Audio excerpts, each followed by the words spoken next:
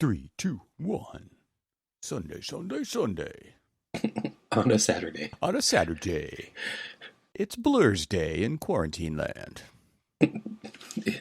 I think every day's Blur's Day. Yeah, totally. Thank God for the iPhone.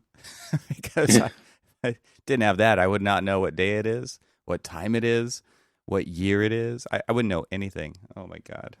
Blur's Day is right. And because of that, we are going on vacation. We talked about the need for vacation. So we're going to make that happen. The absolute need for vacations. A deep, heavy sigh. Yeah, that's right there. That's a sign. If you're paying attention, that's a sign. Been working on my bonus room remodel as well, on top of everything else. Oh my gosh, it's killing me. Your work from home, school from home offices? Yes, yeah. So we can talk about that more later, but just to give people an idea of what we're up to, taking some much needed time off. Don't really know what that's going to look like here, but we're going to step away from the microphones for a little bit. So we thought we'd repurpose an older episode, not old, but older. I think we recorded it in April. So it was also during this quarantine time, which again seems like 2 years ago. April was how many years ago?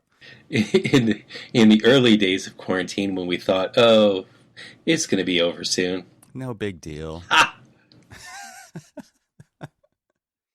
Yeah, so we thought it would be good to put this one back out there because it's not. I think it was a great episode, and not only was it a great episode, we had a guest on it, so you can hear somebody else talk, and the content was something that I felt like was very architectural, and it was also very kind of there was a connection that we have to this that was really personal. I know even more personal for you than for me, but as I've said before, these are the kinds of things when we talk about that I'm wondering what the hell I'm doing with my life. Right? And that's how right. That's how a Citizen Architect movie made me feel. And speaking to your buddy Steve Hoffman about that made it even more real for me and more meaningful. So that was cool. It was good to catch up with him, but it was also just good to kind of reconnect to those memories of the rural studio, and it was fantastic. So episode 170, we're going to redo it now for your listening enjoyment in case you missed it. Again, a fantastic episode. We'd love to hear what you guys think about it out there, listener land. What is it like? What does it mean for you to be a citizen architect? And how does this episode resonate with you? So hit us up on Twitter at Archispeak, ARCHISPK, and let us know. We'd love to hear from you. And have a good time off, Cormac. Yeah, you too. Can't wait to circle back around and talk about what you did. Circle up the wagons? Circle. Well, you are doing your Western U.S. tour, so I'm sure you're getting ready to load up the old chuck wagon. And I'm going to tell my wife, we're loading up the chuck wagon today. Yes. All right, man. I'll see you when we get back. All right. Hey, and stay away from the Donner Trail. I'm going right through there, actually.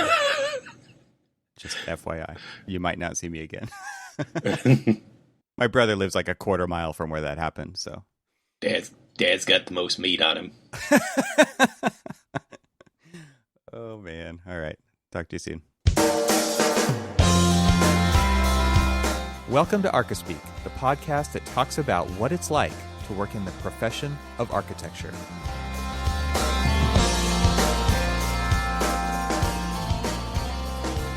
Let's just jump into this, and maybe you can introduce yourself as and Cormac. Why don't you kick us off and tell everybody what we're doing and introduce your longtime friend here. Okay. You're usually better at the intro part. I'm gonna let you intro. It's already started. I'll kind of blend in. And it's already started. Most likely, this is how it's going to start anyway. When we edit it, it's just It'll me fumbling around with words. Oh, I need to, So in the last episode, we were talking about we gave everybody homework, and I had thrown up the idea of, hey, let's.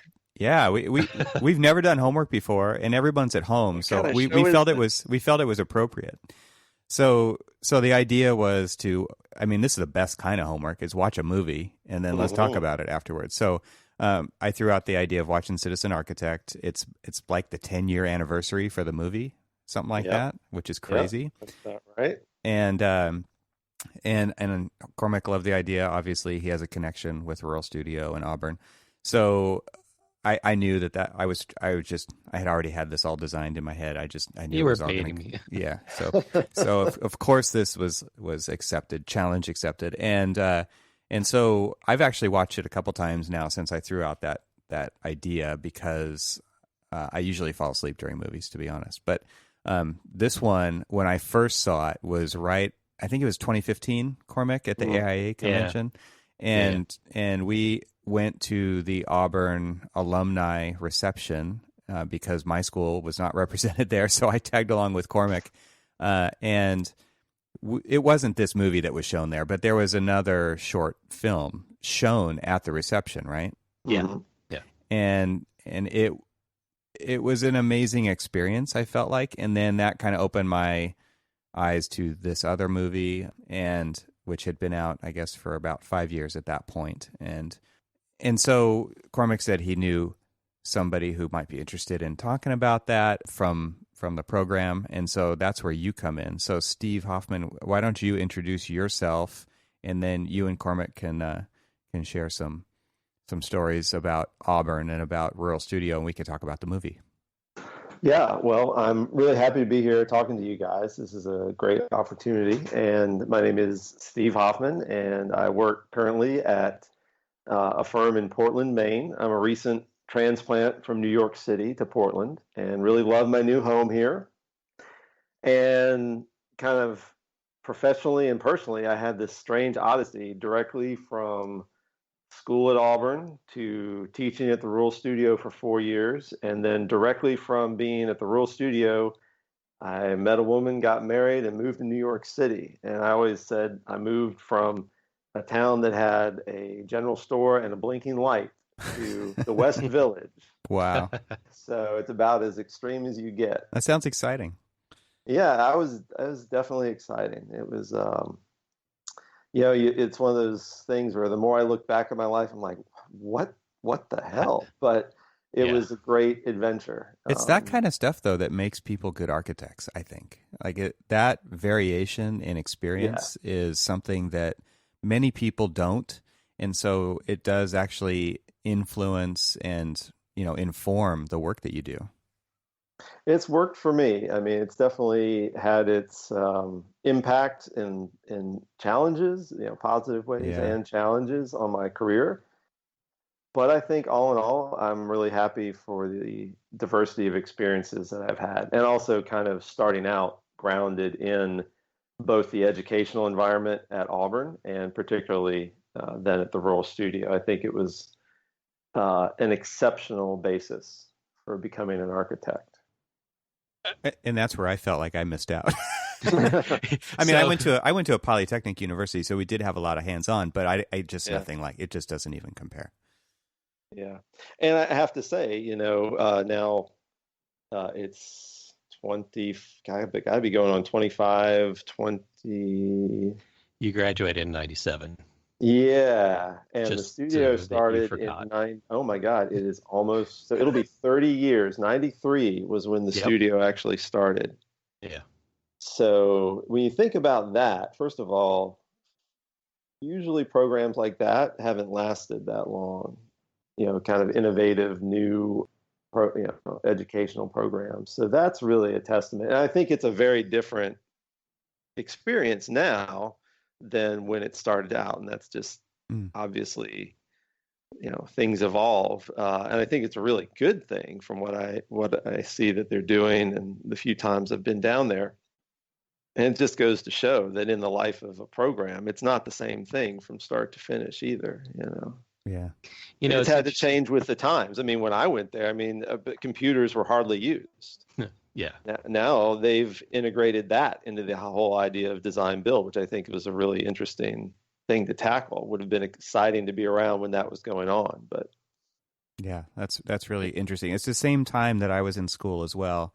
And the only connection that I have to this idea, this movie, and you guys, I guess, is that, well, besides the Auburn reception that I went to, was that Steve Bodain's came out and we did a kind of after I graduated session where we did a design build project for FEMA with earthquake relief kind of kiosks, and they had these. The idea was that everybody would build kind of this portable piece of architecture that could go in and deploy and become, because California earthquake zone, everyone's expecting the big one to hit. And what happens when a city like Pasadena, who's built out of unreinforced masonry, gets hit by the big one? And so it was like we had several teams doing design build projects, and everybody designed and built a FEMA kind of kiosk that they could get information, get supplies from, and that would be, brought in on the back of a flatbed and deployed or whatever. And maybe there was multiple of them throughout the city. And it was just such a great experience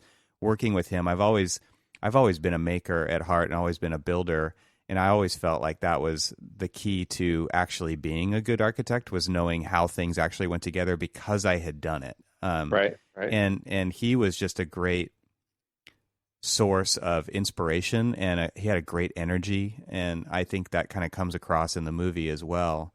And just his kind of outlook on living on the site and being there, and this goes back to that quote that I was talking about earlier from Stephen Ross in the movie, where he just talks about how the design through that process of building, it could actually evolve for the better. Right. And that situation and the context could inform previously drawn designs in a way that would make them even more appropriate and more relevant and more beautiful and more perfect. And I thought, like, I wrote that down because I felt like that is a disconnect that is enormous in the work that we do in our firm, because, it is a handoff on many levels. I think that quote is exactly what Cormac, you were talking about in terms of interaction in the office. It's the ability to be available for spontaneity, and also just to be kind of a fly on the wall makes you able to, things can happen. You see things that you don't normally see. You hear things that you might not hear if you're not available in that way. And I think a lot of focus on design build is this notion of the actual technique of construction, but I think it shouldn't be overlooked that it's a different scenario, it's a different situation, that gives you different possibilities for knowledge and understanding and interaction that can lead to really good things. Well, one of the things that we were kind of commenting on before we kind of started this conversation was that this new agility, this new mobility that could potentially spawn out of this new normal, new abnormal, whatever we're going to want to really call it, is just this flexibility and mobility of the architect to be able to be in places that actually can help inform their design, and just the interaction with the client that is something that we don't necessarily do as often as we should within kind of like the standard context of how we do things now, because there are often times where people are on the project that have never been to the site. And one of the things that I most certainly learned from Auburn is the connection to the site it enriches the design far more than just taking a set of like as-built documents, or maybe a site plan where you don't really truly understand the topography of things and try to fit something on there that you have no kind of like context of what that space is. Yeah. And I was talking about as like something as mundane as doing a set of, I'm working on a project right now that I've got almost 400,000 square feet of renovation portion of the project, that being out on site and doing my demolition drawings on site, walking around, not only is going to help me inform like the technical aspect of just doing those particular documentation, but it's also really going to kind of inform what I can do with the existing conditions that just looking at a set of like 2D as-built really is never going to tell me how to actually do that. Oh yeah. Putting your body in the space is gold.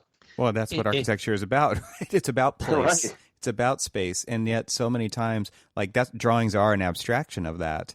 Yeah. And we have further abstracted that by assuming that everybody fully understands what's going on, having never been there, and like a Google Earth overview is good enough, right? Or a Google Street View, if you're lucky, if they've shot that street, instead of actually going there. And that further level of abstraction has taken us further away from the work, for sure. Yeah, and I think there's a visceral understanding that comes from being physically present in a space. We all know that. You've drawn something 1,000 times. And even with computer modeling, I think we all have an innate inner sense of like three-dimensionally, oh, I think it's going to feel like this. And we're always surprised, right? When you go out there on the site and it's being built, you're like, oh, Right. Yeah. It's bigger than I thought. Right. Exactly. Usually for me, that's how I feel. Or like even, again, something simple. The example is that, I'm building in the mid-Atlantic. And so, over time, there's buildings and then they were demolished and another building was built in this place and then they were demolished. And then now I'm building in there. But, hey, somebody forgot that it says remove this building in the as-built beforehand, but they left the foundations in there and things like that. And now do I ask the client, hey, we're going to have like a couple $1 million worth of change to remove those, or can I retrofit my design over some of these existing conditions? And just really kind of like getting your hands into the soil of things. And I always talk about this on the show in past episodes, and it's something that was innately learned from Auburn, is being able to take people out onto site as a way to let I just brought some more people on the project. We lost a couple of people and we needed to add some more people. So I brought some people on the project, and they're from our DC office, and I had them come up and work out of the Baltimore office for a few days, specifically to take them on a field trip over the course of a few days out onto site, to walk the site, walk the existing building, talk to them about, here's the design that we've got proposed. Here's the existing conditions. Walk through and have them touch and look and understand all of these different interfaces of this new building to this existing condition, to truly understand what the hell I'm asking them to do. Because I can ask them, hey, do this detail or that detail, and it's fine. But when that detail is intersecting into an existing condition, how does that interact or react to that existing condition, and what is the real detail for that? Because no manufacturer's detail is going to say, this is how my detail works with an existing building. Right. And so being able to put your hands on it and all that other stuff in, and the great thing about coming from where we came from is like, even the let's just call them at, in studio back in Auburn, we would always do those hands-on projects and things like that. But, getting out to things like the rural studio and the urban studio and things like that, where you're actually able to work within the context of the work that you're asking them to do, really makes them understand, what it is that you're trying to do. I mean, I always talk to people about, okay, so you drew this line. What does this line mean? And being able to take them out onto site and pointing and say, that line right there that you drew is that beam right there, or that column right there. It just looks like a box to you in plan, but that box is this concrete column. And having them really, truly understand what the hell it is, because unfortunately, there's a lot of programs out there that really don't do these kind of things. And so when you're coming into it, they're still kind of in like theoretical la-la land. And not really truly understanding what the hell it is that you're going to be expecting them to do.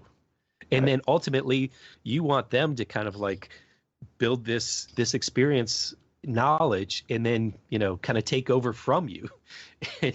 Yeah. Well, it sounds like we're all in agreement that we like the design build model. Yeah.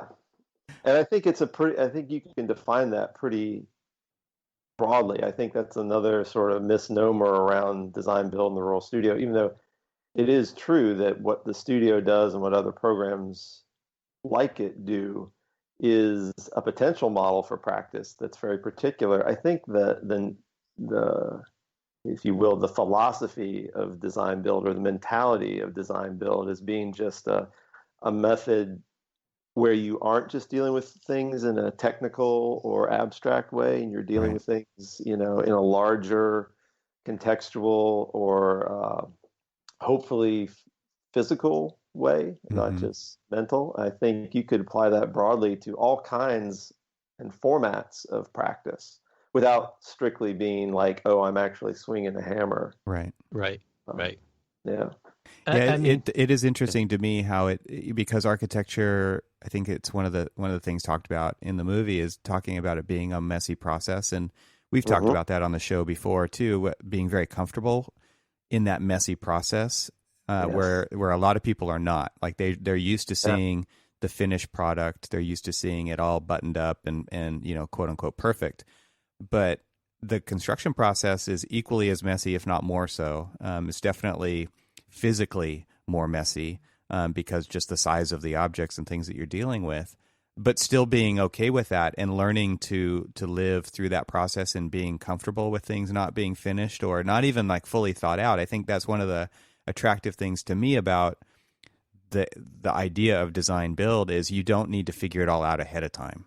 And kind of going back to that quote that we talked about a minute ago from Stephen Ross and talking about how things can develop based on things that you learn along the way and having it evolve even throughout that design. I mean, that's what a design process is, but even through the building process and having it inform what needs to be done because you've got new, better information, right? And I think that's probably one of the things that is hard to, even for larger firms where you've got to deliver on a deadline and you've got to have the sets got to include these things that are all figured out, right? And they're not figured out. They're to the best you can. to the best that we can. And then later on, newer, better information equals change order, right? And that's hard because you didn't have that information. And so there was no way for you, and that's why this is a profession, and that's why we have insurance, and that's why we've got all these things. But it also is because we've stepped away from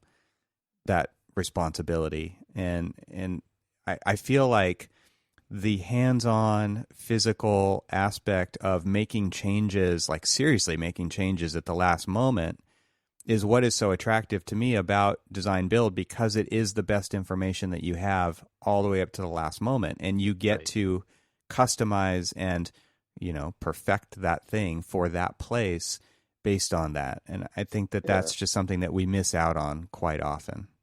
Yeah, it is definitely hard to execute with people's expectations around schedule and budget, in the real world. And things do, and also, there's so much pressure to get it right the first time, and there's pressure on the builders. The builders are expected to price it right, ahead of time, ahead of time, and then when things change, they want to increase the cost, and I think that's understandable. Our firm does a lot of CM work, meaning we work with CMs as a building, delivery method, and I find that I've been lucky. Most of the CMs I've worked with have been very experienced, good builders, and they approach it with sort of that design build, to an extent, that design build mentality where they expect and anticipate, things being clarified, let's say, if not evolved, but clarified in the field. And we've had some really, to me, extraordinarily positive results coming from that interaction with the CM. That is the closest that I've had in a professional capacity of doing design build in a, I don't know, more conventional type of practice. Yeah, I would definitely say that, the design bid build method kind of starts to compartmentalize and detach people from their sense of responsibilities, and once it moves on out of their hands onto the next one and then onto the next one, they kind of like it isn't fully as collaborative as, even with CMs. I mean, CMs are closer to the design bid or the design build method, especially if you in both Evan and I've got lots of experience with CMs as well, just because of the nature of public works and controlling the cost and things like that, where sometimes you hope that they're a little bit more collaborative, and they do their constructability reviews, and it's just kind of this whole part and parcel of like, I want to do this, but I need you to help me do this, and Right. it's just kind of a very more cohesive delivery method. I was talking a little bit earlier before the call with Evan about kind of like the old ways of the architect, of the master builder, and this philosophy that they were out there kind of like directing everything, and because of liability and all of this other stuff, we've sort of moved away from doing that. But I mean, this new mobility that Evan was kind of mentioning to me, or this new agility that architects could that could spawn out of this this kind of like mobile office kind of situation, is being able to be more present on job sites in a more kind of like design build or more engaged CM type effort, and like I said, using that example of just doing, demolition drawings and being able to be out there and like looking at and touching and saying, okay, I'm going to remove that wall, click, take picture, input it into the computer, work with a team that's out there with me of architects that kind of truly understand. I mean, the level of educational benefits that a young architect would be able to have doing a more on-site, like practice of being able to be there and working with a CM or something like that, is just beyond, I mean, it's the values just can't be stressed enough.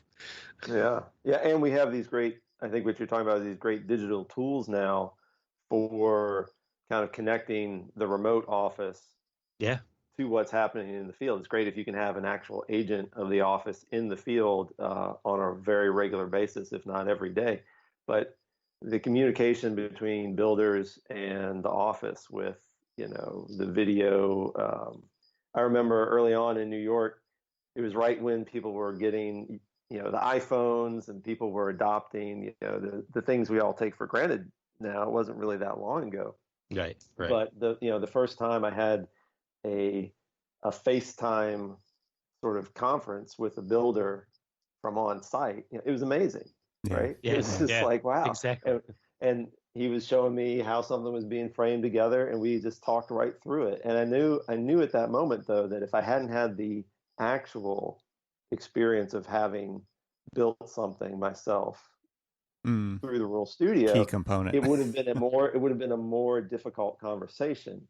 But it was a really great intersection of Rural Studio, new technology, and conventional. All right. So I when I was asking you to come on, one of the things that you were asking about the angle and all that other stuff, I'm like, dude, it's just chill. It's just very conversational. But one thing that I did want to be very specific about asking you is, as a student, you went through the Rural Studio. Then, after graduation, you stayed on and you were instructor at the Rural Studio, which obviously were two completely different experiences. Yeah. Then I know you went on to become an instructor later on, as also as a practitioner. How has the experiences not only just evolved, from your experience, but also how has it kind of like shaped both the way that you teach as well as the way that you practice?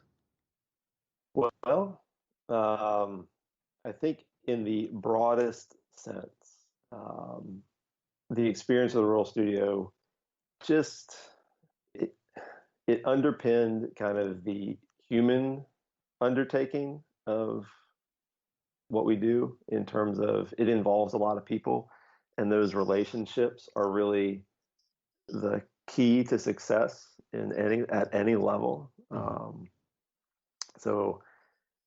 And I would say the other thing that has been sort of constant is, how do I say this? Like being generous in your approach to what you're doing. And those things have nothing to do with the practice, the technical practice of architecture, but it was just the context of how things were approached. that it was this, you're doing things collaboratively. And again, that's not just in a technical sense. That means you have to be open and work with other human beings in a positive and kind of open-minded way. And you have to learn to communicate in a lot of different ways. And I've found that lesson to be very valuable at every stage of my career. And that's the thing. And, your career evolves and you're practicing under different circumstances, very different than, the actual reality of what I did at the Rural Studio. But Right. Teaching, I did a little bit of teaching in New York. And I have to say that, what was difficult about I wanted New York to be like teaching at the Royal Studio, and it wasn't, just for many reasons. But what I did try and bring to that teaching situation was to teach the sense of resourcefulness and kind of the self-starting, taking responsibility for what you're doing, in a very personal way. I think one of the other things that you could critique about the profession of architecture, like you just said, is that it necessarily you have a lot of people who need to do a lot of different things, particularly on bigger projects. And so it is easy for people to compartmentalize and for people to kind of look at tasks and just kind of do the task and check it off the list and pass it on to the next person. But the Rural Studio really taught you, I think in the words of David Biggie, to be responsible for the whole thing. Right. And even in this one little task you were doing, you needed to have that consciousness that it's, you're not literally, until you get to the upper levels of practice and you are steering an entire team of people in a larger office doing a bigger project, I think then you do really have responsibility for the whole thing. And you have to see how each little piece fits in. But I think engendering that feeling to every person at every level of the team is an important thing. I don't know. Does that make sense? Yeah, oh, yeah, absolutely. Because that was that was one of the things that, because one of my jobs to steer this team is to take a variety of different experience levels and match them up with each other, so that, especially now, because the biggest worry that I have, especially working remote, is how are we able to enrich and continue to mentor all of these younger, less experienced emerging architects in a way that we would normally be sitting next to them and talking through them. I mean, I have this, I don't know if it's a good habit or a bad habit or whatever, but a habit of sitting down and grabbing whatever piece of paper that might be next to me, whether it's a little Post-it note or whatever, and sketching through all of these different ideas with them so that they kind of understand. They'll come up and ask me, hey, and it probably turns into a far longer conversation than they were hoping for. But what I hope is that when they leave my desk and they're kind of on their path of like doing that, threshold detail for an elevator, that they kind of understand that, kind of like that, yes, this is just a small detail within, this broader context, but it all is part of the broader context, and you need to understand how all of this stuff works together. I mean, now you have this, you have your metal frame around an elevator, but that metal frame and the head height and all that other stuff is, talking to other things, and all of the little things that I'm asking you to do have a bigger role. And so you may feel like your role is just this small little thing, but it really is part of the broader context. And having them understand the broader context, it's going back to, right. And I always talk about in Summer Option, day one, when we were pulled in and they showed us the Eames video, Powers of 10. And although I've been back a couple of times, and I was talking to a studio with David Hinson, just this current studio of his. And I was just like, well, have you guys seen Powers of 10? And they're like, looking at me like I've got three heads. And I'm like, oh, hell no. Like, no. And I start sending them all links to it. It's just like, I was like, we were sitting there when we were forced to watch Powers of 10, thinking to ourselves that why the hell are we watching this? This old video doesn't make much sense to us. Right. Until we started to really truly understand this whole macrovision, microvision, and zooming in and looking at something, then zooming out and seeing how Right. that little something affects the big something. And on many cases, that zooming in and zooming out are very, it helps make you understand that every part has a role in the greater whole. And so trying to like let them understand and know that they may feel like they're just doing a toilet room plan, or they're just doing this or just doing that, and maybe it's just because of like the level of experience they have at the time, but trying to truly involve them with the ownership of like the greater whole is something that I kind of strive for. And that's one of the things that I've pulled from my experience at Auburn and all of my interactions with Sam. I've resorted to calling him Sam instead of Samuel for some reason, but I mean, just my interaction with him was like the compassion of, it's not just about the one individual thing. It's how does all of this fit together? Yeah. One thing I think would be really cool to kind of hear from your guys' perspective is like because this isn't really talked about in the movie or really shown beyond. I mean, there's some sketches shown that are wonderful throughout the film that are more for like little title sections or quotes. But what was the design process like for these projects that got built? And from a student's point of view, but also from the instructor's point of view, because it sounds to me like what's presented in the movie is like there's one project per year. Maybe there's more than that. Maybe there's less. I don't know. But maybe you guys could just talk about that, because what we really see in the movie is the building process and the community aspect of it. But what's it like to go through that design process? How did it even happen? Oh, messy. Yeah. But, just before we head off on that tangent, I have to say the most frustrating thing to me right now with this remote thing is it is so hard to explain things to people without the ability to draw on a piece of paper, sitting side by side. I mean, yes, you can sort of do a certain amount of stuff online, but it just the quickness, the spontaneity, and like I said, just for me, the visceral, just it's so much quicker and easier to get it when you have a piece of paper or trace over something. Well, that's how you communicate, and that's how you've been trained to communicate, and now you can't have it. It's a lot harder. Let's just say it's a lot harder. I find so, it much.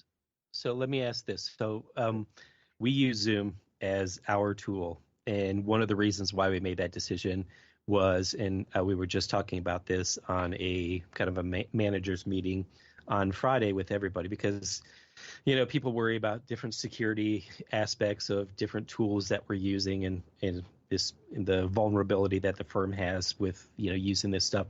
And I kind of applauded them for choosing Zoom over, like, say, Microsoft Teams, because I've engaged with so many different people and in what they use. We've worked with Microsoft Teams. Some people are still using Skype and all of these other things. And so one of the things, that I was applauding them is the ability to be able to have the markup tool, so that there are, the annotation tool is great because we do actually are able to like draw over the top of it and have these conversations. I was,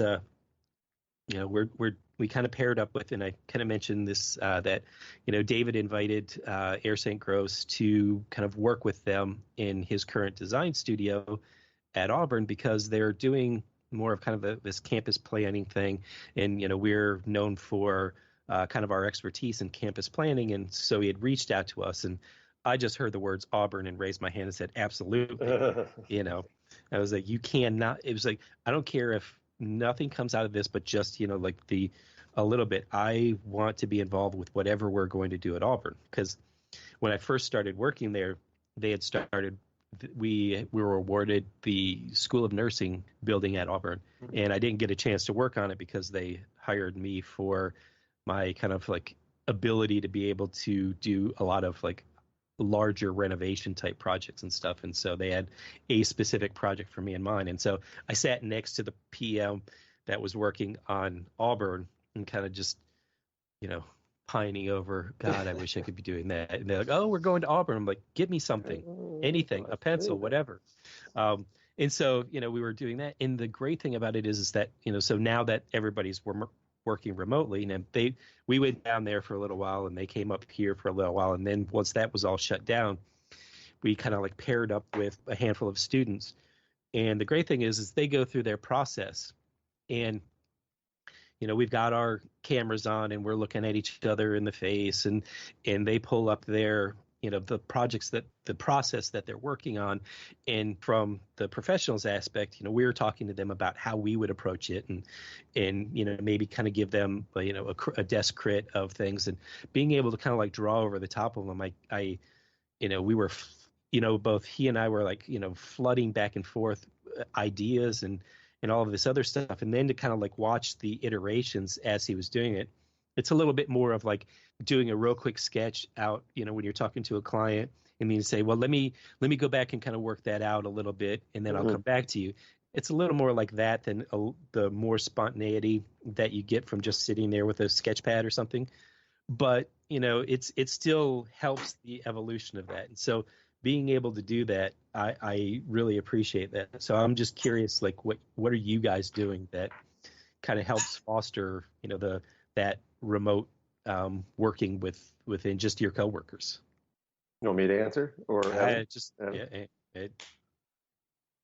Well, I had a really interesting experience that I didn't realize this with Zoom, but apparently you can take control of the other person's screen.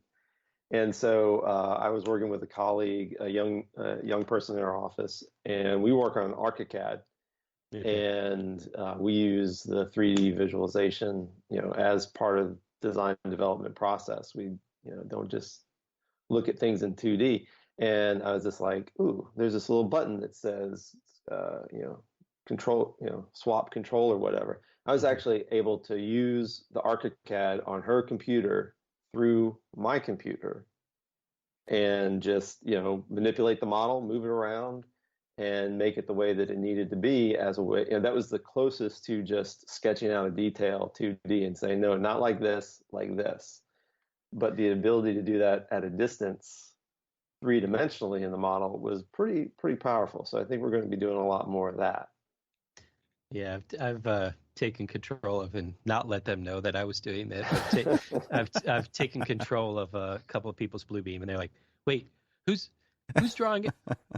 What's going on?" Stop. We've been using stop them from panning. We've been using the whiteboard app on Microsoft Teams, and that allows multiple people to be kind of in a whiteboard space all at the same time. It's not anything really like being at the same whiteboard at the same time physically, but it's something. And so what we do have it so that it works on, iPad that has the pencil support and stuff, and that it works really well.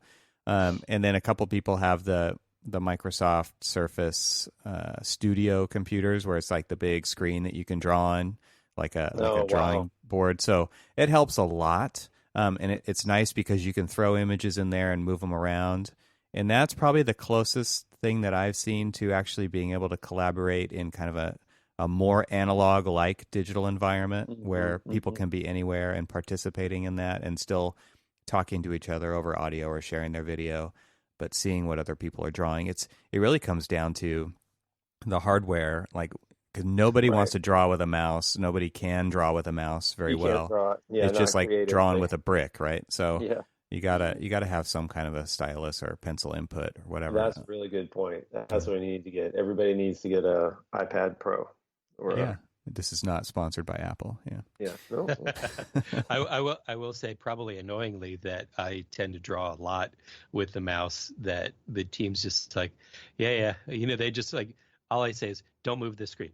And then and then they're like, oh shit, here comes Cormac. He's going to start sketching all over the place. And sure enough, I start sketching all over the place. Yeah.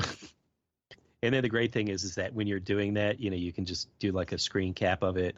And, within the actual thing, it hits save, and then you can just like capture all of those moments, and then it pops up when you're done, and you can like grab a hold of that and either move it to a folder on site, or you can kind of like move it into like the Zoom chat I don't know how many times you guys, or how many different Zoom conversations that you guys have going on, but it feels like I have thousands. And, it's able to just like move some of the stuff back and forth between the conversations just so we can have, it's just like, this guy's working on this guy's working on this one's, these people are over here doing this stuff, and then I've got like, broad team, then a small team, then, it's just like, yeah, it is definitely putting my management skills to the test, and being able to make sure that not only is everybody working, but that they understand what they're supposed to be working on, and just really truly understanding. Okay, I've given you a task, but do you really understand what that task is? And not in a condescending way, but just a way of just like say, look, I mean, normally you and I would be sitting down and walking through all these things. I'd pull all these different examples together. Am I still able to do that in a remote fashion? And, for the most part, we've been doing pretty well, and people don't seem to be being left behind, which I, find pretty thankful. But I also tell them, I'm like, look, if you feel overwhelmed, stop, take a deep breath, and just talk to me. Yeah. So here's a question for you guys. Do you think that the remote, working situation requires for each team member to, in a way, be more independent than they would be in a, because what I'm finding is, like, for the people that I, on my team, like you said, they're within kind of eye shot and earshot of me, would be normally on a daily basis. And I know that I'm going to catch more. Right. Yeah, exactly. But here, when I'm checking in with someone maybe once or twice a day, it's like I really have to make sure that when we're apart, they can carry on. So I think that might be a good thing, actually. I definitely agree that you are definitely requiring them to be a lot more independent, a lot more responsible for what they're doing, because they ultimately are hoping that they understand that they're responsible for X, Y, and Z, and because that's all they're doing, they really have got to be like the self-starter, and so I definitely think that this is helping people grow quicker. I mean, the one thing, and call this the helping or forcing. Well, helping. Helping and forcing them to grow quicker. Yeah, some people might not want to grow so fast. Yeah. Because one of the things, if you think about this, okay, so when I graduated and I started working for a firm, I was a little bit older, so they expected me to, be more mature, and so they gave me tasks as a project manager on smaller projects almost right out of the box when I didn't even know what the hell I was doing. And a lot of times it would be almost like my old boss treated me like my father would be, is, hey, Dad, can you, tell me this? He's like, well, look it up first. Yeah. Right. Figure it out for yourself first. Right. And if you, go through the effort of trying to figure it out, and if you get it wrong, I'm going to be here to help you, because ultimately it doesn't serve any purpose to me if we send something out wrong. And so I'll be here to like make sure that it's sent out correctly, and I will talk you through, what is right or wrong about what you just did, and kind of help you evolve. And so, I would sit down with suite catalogs and all of these other things, looking at manufacturers' details and all of these other things to try to figure out how to teach myself how to do all of this stuff. That it's not that he was unwilling to do it. It's he didn't have time to sit down and hold my hand.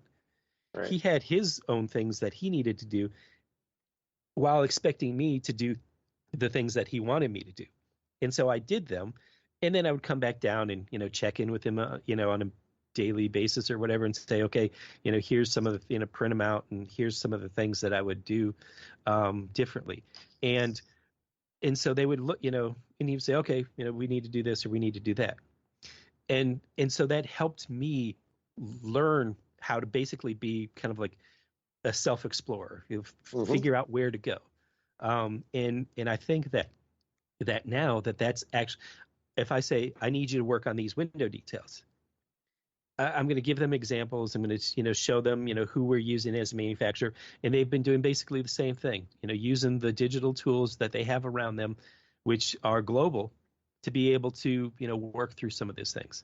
I will say this.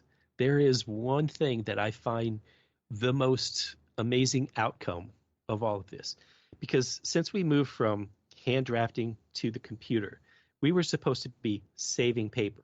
And I would contend that when we turned digital in like CAD and all that other stuff prior to this little thing, we probably used more paper than we did when we were drawing by hand, because we had to be so very deliberate on what we drew that we only used X amount of paper. And then this one, we're like, oh shit, we can just, print out whatever the hell we wanted to. Yeah. It's free, And so I can guarantee you, I have not hit print other than to a PDF on anything in the 6 weeks that I've been isolated. That's interesting. Interesting. Huge drop in paper. Yeah. So I mean, if it finally gets us to the point where we're responsible stewards of, managing our resources, awesome. Right. Unintended consequences. That's a good one. Exactly. Well, what you're saying reminds me of something that Sam used to always say, which is, go in there and, he would really give people responsibility and trust that they would, who were completely not qualified. I mean, students who had never built anything, they didn't really know that much about architecture. And he'd just say, do it, figure it out, and don't be afraid to get get the cart in the ditch. We'll help you get it out. Like, that's what we're here for. He had this philosophy of, that was really his responsibility as a teacher, was to give students the chance to figure it out for themselves and give them the safety and sense of security that, like, no mistake you're going to make is going to be so bad that you should be afraid. Like, proceed and be bold. That was that philosophy. Mm-hmm. And I think that that's a really good thing to teach anyone at any level in any circumstance. And I kind of, so I don't even know if you know this, but so, like, I was supposed to go out there that first semester for the Shepherd Bryant house. And when my parents got into a car accident, I had to stay back. But like I was telling Evan, is like the thing that Sam did is he knew I was supposed to be out there. He knew that I, missed that opportunity to really be a part of the Rural Studio, the way that, everybody else had, the opportunity to be part of the Rural Studio because, personal circumstances. Right. But, he was always there for me. Anytime he was back at the main campus, come and visit me and stuff like that. And we would always talk. And the interesting thing that I learned from being a part of, or having him a part of my life, was the compassion that he had for other people, which was kind of the whole point of the studio. Was I couldn't be a part of the studio the way that I was going to be a part of the studio, the way that you were a part of the studio. But I was always a part of the studio because Sam made me feel like I was just a part of like this greater whole, of this greater community. And that's the thing that I continue to appreciate about what the Rural Studio's mission really is. And though the mission has sort of evolved and grown up, I mean, it was in its infancies, when Sam was still alive, and the way that it's grown and developed, and where, you and other people have had helped evolve it beyond kind of like post Sam, was it needed to evolve, but the mission was always there. The compassion for your client, the compassion for the camaraderie of your fellow student and, your future profession and all that other stuff, were always a part of the mission that has never been lost in all of it. I mean, people sometimes criticize students for going out there as a resume padder and all this other stuff. And, they may go out there thinking that, ooh, this is going to look great on my resume.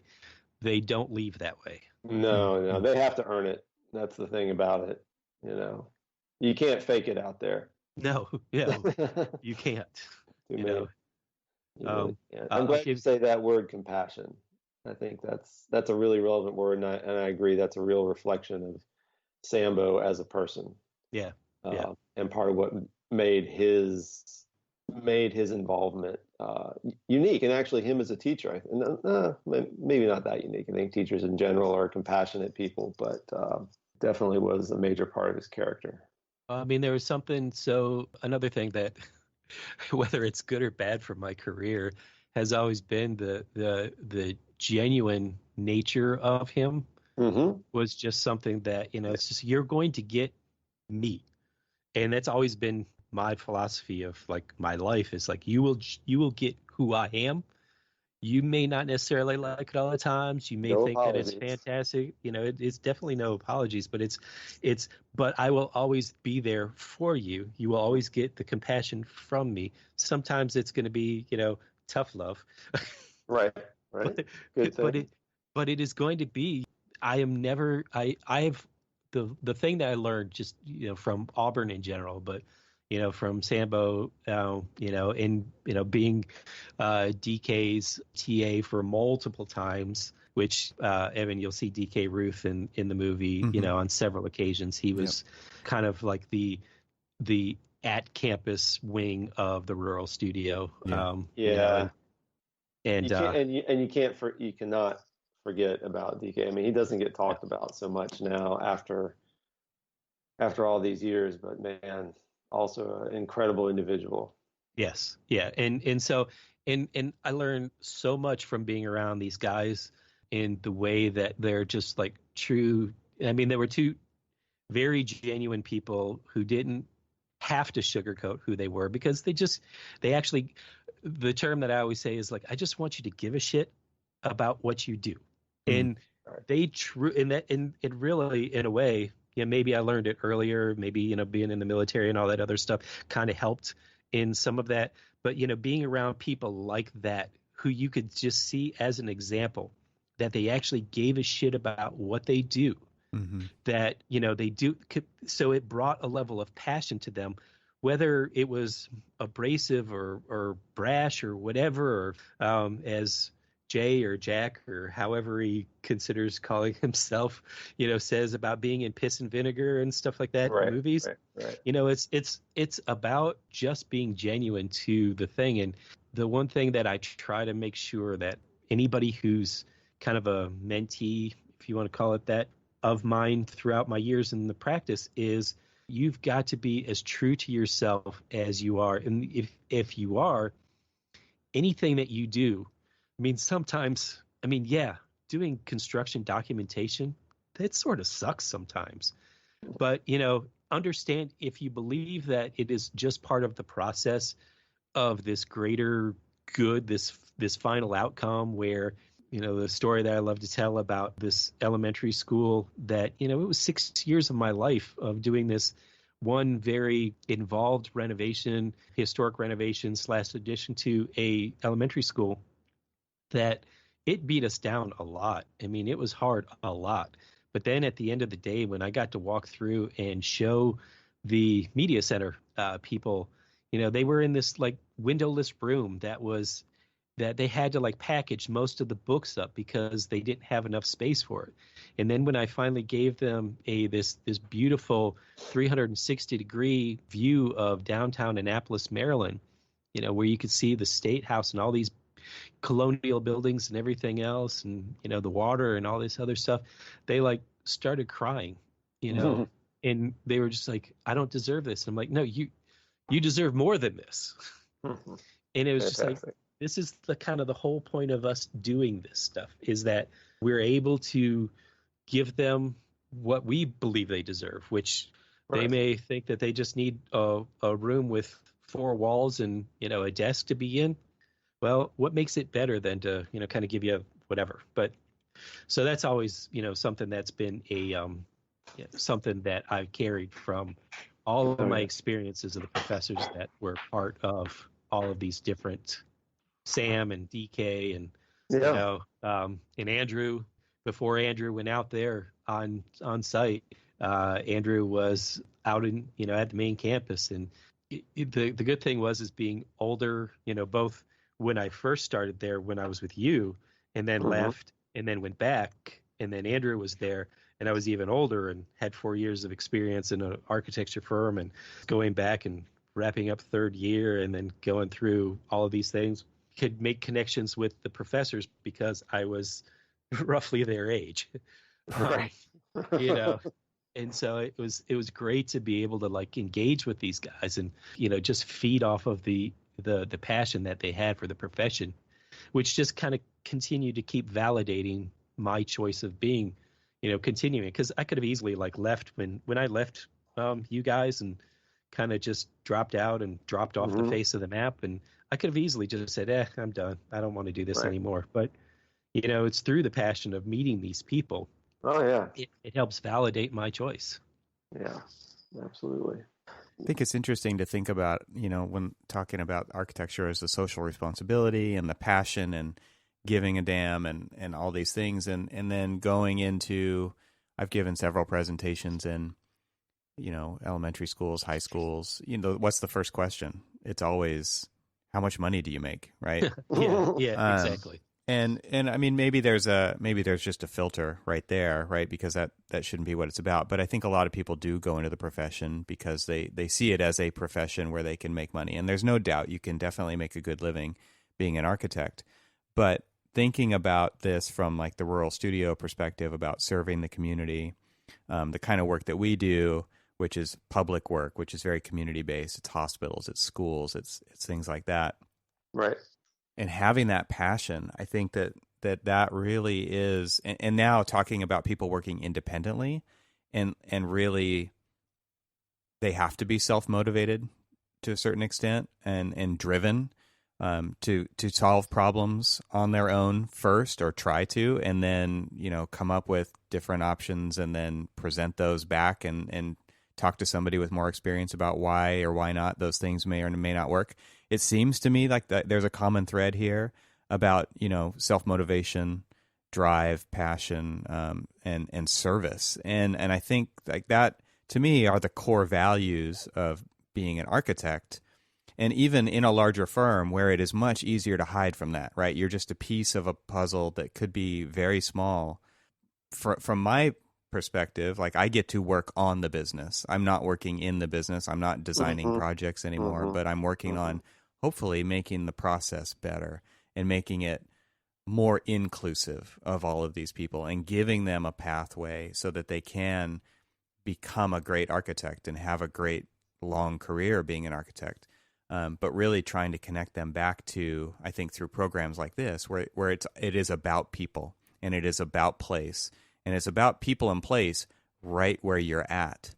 I think that's really interesting because as firms grow and they try to become international firms or national firms or whatever, and you start to lose sight of your community and you're just trying to do work for the sake of feeding the machine or just doing more work or getting media attention or whatever those things are. There's several disconnects that have built within our profession and our community. And it to me, it's really grounding to watch a film like this. And, I told Cormac the first time I saw it, it was, what the hell am I doing with my life? I really felt that very strongly. And I've done quite a few different things to get to where I'm at experience-wise with design build. And, I've got a wood shop and I know I love making things. And so to me now, my outlet is working on our business so that it can be a better business, so that we can evolve our practice. But I really feel like this movie does ground me back into why I'm an architect and why I went into this in the first place. I think that to me awesome. is the most powerful thing about this. Yeah, it's really great to hear you say all those things, and I'm a big proponent of that. The real point of the studio is all those other things. It's not. I mean, yes, it's making is rewarding. I think it turns people onto that, and people realize that there's a benefit to that just in and of itself. But I think these bigger issues that you're talking about, the motivation, why are you doing this? Why do you give a damn? What you just said about, in a place right here, that kind of thinking is really what the studio was meant to be about. At least that's what I strongly feel under Sambo's origination of it. That was what the architecture part. It wasn't incidental, but in a way, it was the means to the other things. Teaching design, he enjoyed that, and the building. I think he enjoyed seeing the students engage in it, but there were bigger things that he was concerned with enacting for the education of the students, and also challenging the profession to be exactly what you said, the thing that comes along later. You're exposed to it and you go, what am I doing with my life? I think that was exactly the question he wanted to pose by starting the studio and doing it the way that he set it up to be. Yeah. So one of the things that I found interesting was early on in the movie, you had Peanut, who was talking about, what are all these guys here? They want to become architects, and so dismissive. It was not, awesome. But they're not. They don't build for me. They build for rich people. And that's constantly the perception that we're always fighting within architecture. Coming from a blue collar auto worker family, I mean, architects really weren't for me. And how the hell did I even become, have this desire to actually want to become an architect? Because, they aren't working for people like me, type idea. And then as the studio became more involved with the community and becoming more involved with the people about the community, you see when you revisit him later on, and clearly the years have passed, because, you could just see the age on Jack's face, that it just, and then he starts to talk about, how the effects of the rural studio have had on the community and things like that. That's the thing that I appreciate and have always kind of like taken from people. The education like this, the education like we have at Auburn, is that, in fact, I've even told this to several people just in this past studio that I've been dealing with the David Hinson studio, is there are people who have an impression of Auburn being this architecture school in the sticks of Alabama, and you're just like hick architects kind of thing. And it's just this, somewhat dismissive about, I've been several times been, treated very dismissively because of my education at a, state school and all this other crap. But the point is that, through like my work and through like, just my actions, I've changed people's minds on what, like Auburn architecture is all about. But, in a way that's kind of like, to me, that sort of seems like the point of architecture in some cases, is change people's minds who normally wouldn't have the interface with architects about what architects can do for them. And we will have a much greater reach. I don't know if you remember this back in the day, Steve, but when we had a lecture in B6, and it was by, why am I blanking on his name? He's the current CEO of AIA. What? Ivy? Thank you, Robert Ivy. But this was back when he was like the editor of Architecture, and he was talking about like the amount of, he had given a percentage of like, and it was a really incredibly low percentage, and it's kind of stuck with me, of buildings that are designed by architects, because people don't have a real use for architects on the low budget side of things. But I think that, to me, has always been like, that's where architects are needed the most, is on the low budget side of things. Yeah, this is something that figure out a way to work. Exactly. On the projects. It's interesting because this is something that really hits home for me. I've been doing research on the exact subject that you're bringing up right now, which is, and other people have been doing research too, which, lucky for me, I get to just cite it. But there's companies out there like Dark Matter Labs that are doing research into the effect that architects or people in AEC have on, the local, the national, the global building supply, if you just want to call it that. And it's crazy how small those numbers are.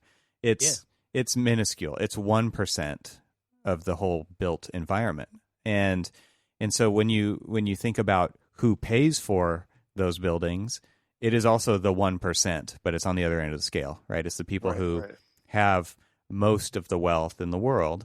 And so we're doing 1% of the work, for 1%, for the 1%. And we continue to actually whittle that down and compete against each other because we are we're bred to be competitive, right? Right. And the industry as a whole is very competitive. It's all about doing more for less. And so you're leaving 99% off the table. And what this movie hits home to me about is that it is actually, you can actually make a difference for that other 99% in meaningful ways, where it isn't just a thing that you walk through on a daily basis. It's a thing that it really is where you spend all your time, and it can enhance your life. And to me, architects have the power to affect the other 99%, yet we continue to, and the we is, obviously a generalization, but it's continuing to whittle down the 1% for the 1% and do more for less. That seems to me like a completely broken business model. And when you're talking about, how can we survive, we actually just have to reinvent it. I think that what you're talking about it is totally doable. You could build architecture, you could make architecture. Like the global building supply is projected to have to double by 2060 to just keep up with population growth of 10 billion by 2050. And like to put that into like real world terms, they say that you have to build a city the size of New York every 5 weeks for the next 33 years for that global building stock to double by 2060. That's insane, right? That's insane. That is insane. And it has to be carbon neutral. And it has to be carbon neutral. How do you do that? Right. Yeah, so exactly. And so it's like there is so much for architects to do out there.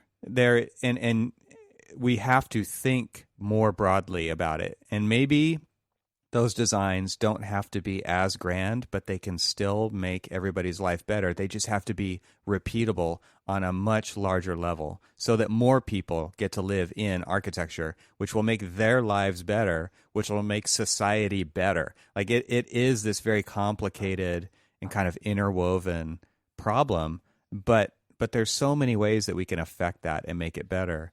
And to me, like maybe you don't get these giant $450 million commissions, but maybe you get a lot more of these normal, quote unquote, normal commissions, and you can, marry design and prefabrication and all these things to produce architecture for more people, because not only do we need it, but it's going to make everything better. It's going to make people more productive for society, which will bring up the level of society as a whole. And what's crazy is architects have the power to do this. We just have to look at it differently and get out of the way that we've always done it.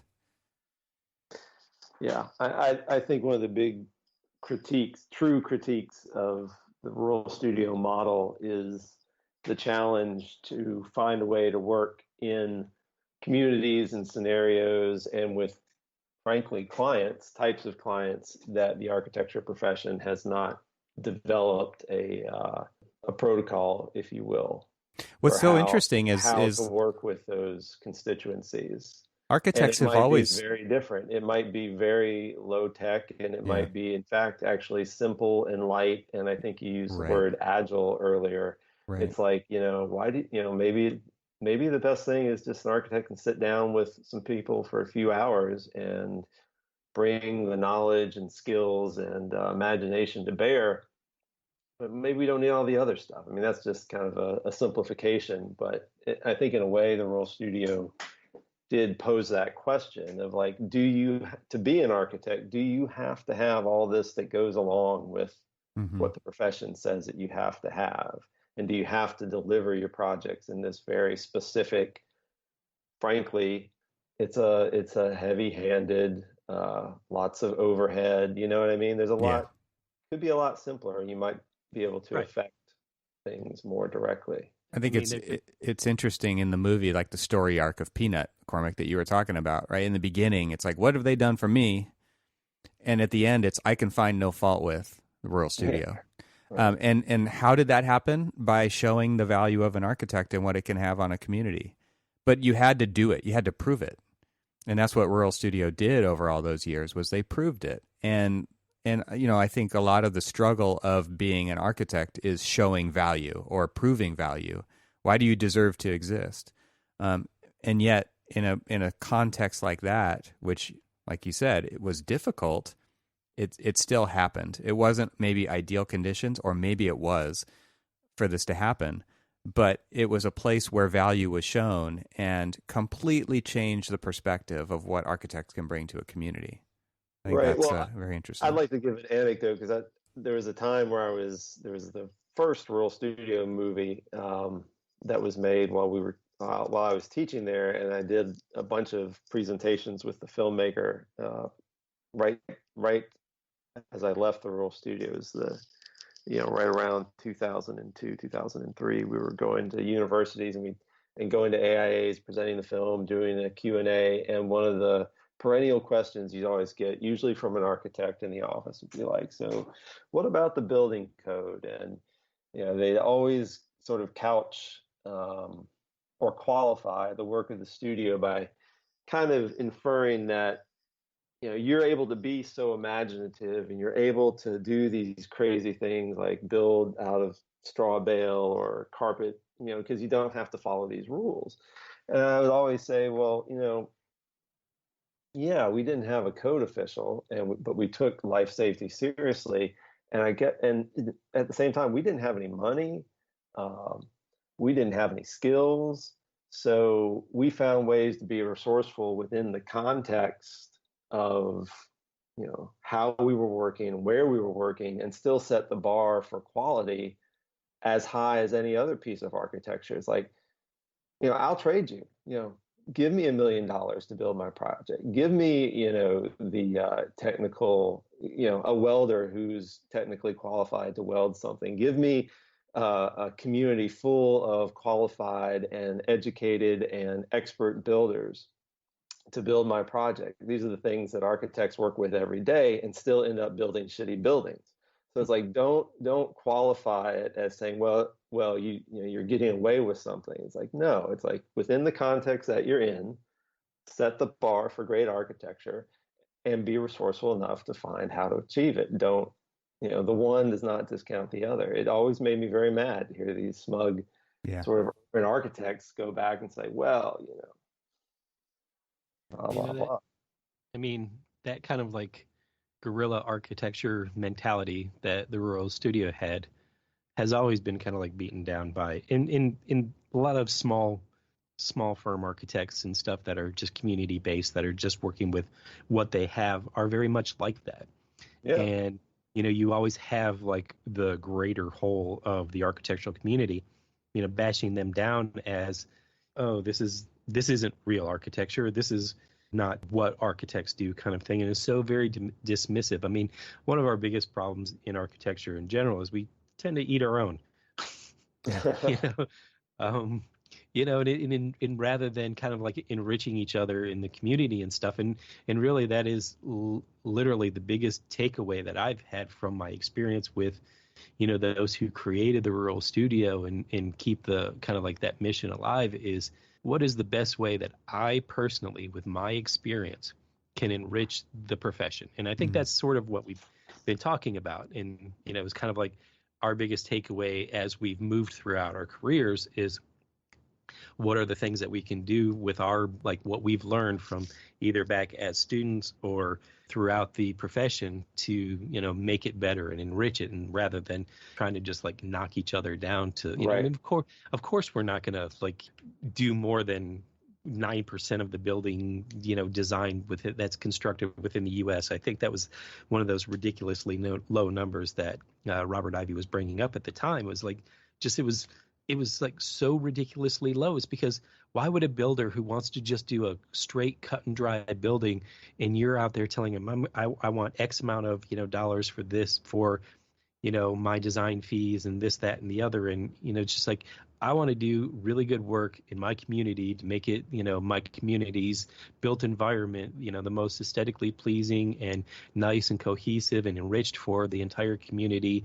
And, I may not go and ask for like 8 to 12% of the overall construction fees, and maybe I just will do 2% or whatever, but I've got a bunch of these little projects that's going to keep me afloat and keep my office afloat and all that other stuff, but I'm just going to leave a better mark on it. Mm. I think that's a great place to wrap it up. Mm. Yeah. I wanted to just say thanks to you, Steve, for coming on and just chatting with us, and not making this like a complete rehash of the film. I think it's always more interesting to have a conversation around a topic than necessarily something that was outlined up front. So thanks for playing along. It was really fun. Hey, my pleasure, and great to talk to both of you. Yeah. Thank you. Where can people, I want to give you the opportunity to show what you've been or what you're doing now. Do you have a website or anywhere that you would like people to maybe go find out more about you? Not really. No, I'm.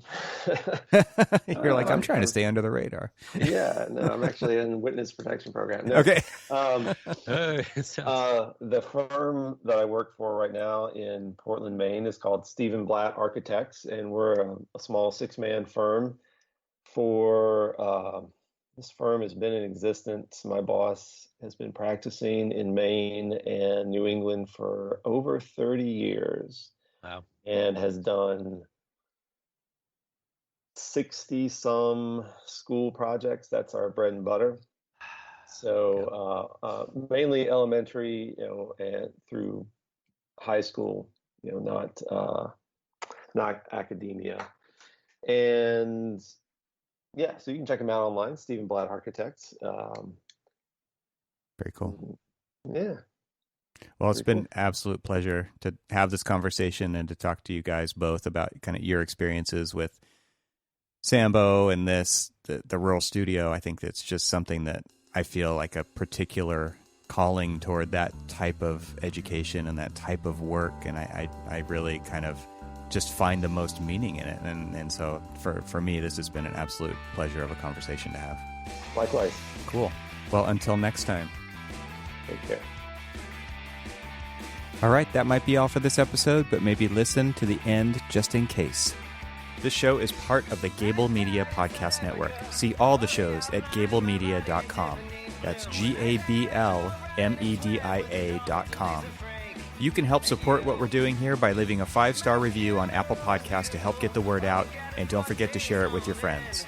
We'd love to hear from you, so leave a comment on the website at archispeakpodcast.com, where you can find our entire catalog of shows. Thanks for listening. Talk to you soon. This is what you get. This is what you get. This is a schedule. This is a set. It's unpredictable lest you forget. If you blow, you can bet. I know. This is what you get. This is a schedule. This is a set.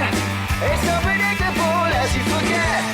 If you blow, you can bet. I know.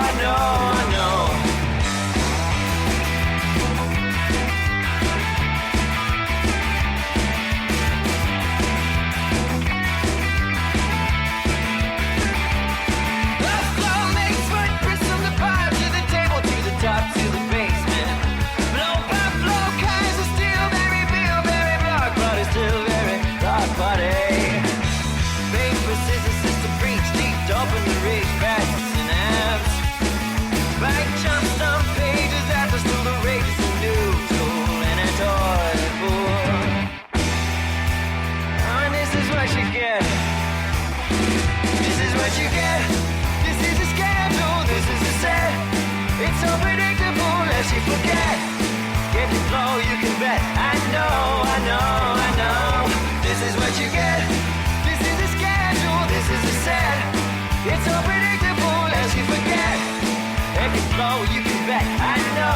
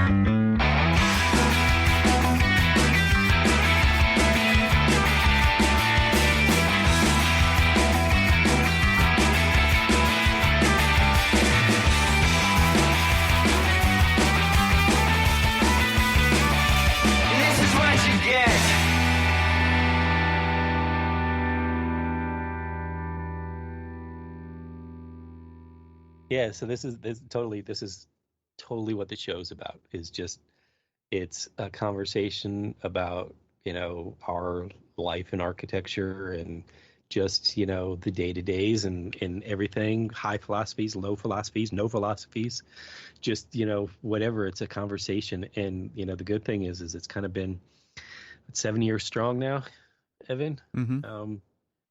We talk about the passion. Yeah, very cool, very impressive too. Yeah. To see that you guys get out globally like you do is really, really Yeah. something. I sent him that little snapshot of the Yeah. the podcaster thing, Evan, that Yeah. every That's so often we're just like, Spain like you. when I started getting those things, I was just like, why the hell are people in Russia listening to us? It's just like, well, what? They're all staying at home. That's why. But it's what is ultimately funny about that. And I remember us getting like, people reaching out to us, like midway through the, our years of doing this. Remember this one, Evan, we got a comment from an architect in Albania. Yeah. Albania, who was just basically saying that they lived through the same things that we lived through. Yeah. And so like the language that we're talking is kind of this very universal architectural language, or architect language, not architectural language. We're not Right. like, where we literally are like architecture. Yeah. We're like, the culture of, and like, the things that people go through and on a very global level are so very local in issues. And it's so very cool to like be able to do crap like that. And Yeah. Well, cool. I'm so- going to be listening to you now. Yeah. That's on my radar. Cool. Yeah, so it's kind of fun. I was telling I've used this story, I don't know, countless times of, like harkening back to us in the studio, and I was just like, my some of my vivid memories of, you are, I'll keep the other vivid memories out You'll of it. keep them clean. Yeah, but I always talk about, I was just like, the thing that I find interesting about how life in architectural studios throughout the country are very similar. But there's this kind of like interesting like regionalism that you have in all of these different things. Like you can go to a Northwest architectural studio and it's completely different from like what we experience in Auburn. It's like I remember getting off the elevator and just getting hit with this smell of a shit ton of crock pots going, making gumbo and jambalaya and all this other shit, because we were going to be in the studio forever. Right. And so, we were like, gotta eat. And we were like, me pulling in a big sleeper sofa and, Josh like building that kind of like weird bunk bed type thing that he had above his. Yeah. Oh, God. And it was just like, and then the constant practical jokes that went on.